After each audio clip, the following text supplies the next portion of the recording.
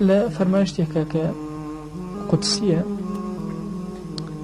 أفرمي أو كسيك حسادتي هي دجمني نعمتك يعني من جيكي أويك يعني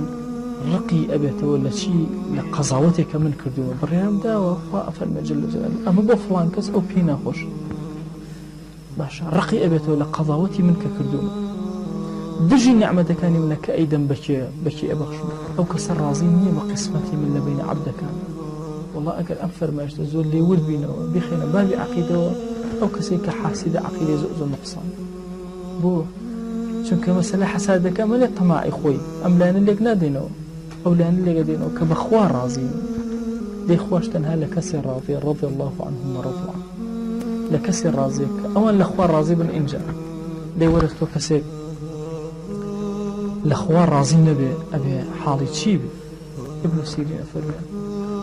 حسادة لجيان بهيج كسيك نبي للدنيا هيج كسيك قد حسادة بكز نبي بو وتم أمكس أجر بهشتية أجر أهلي بهشتا وشي من حسادتي في برم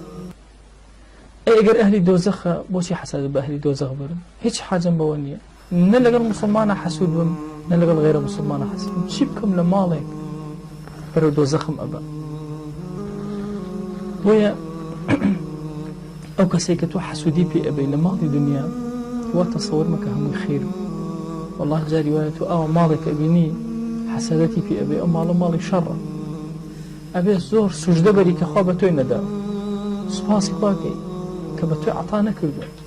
شكل مالك حرام بيش سودي كي لورق إنسان زليل إجابة لبردم رب العالمين محاسبي كي زياتر أكري إبليس عليه اللعنة بنوح عليه السلام قال لي بكل النتي حساد بكذبري أي نوح بخوا حساد مني جانب ومحاضر مني كرب الشيطان أو تلعنة ليك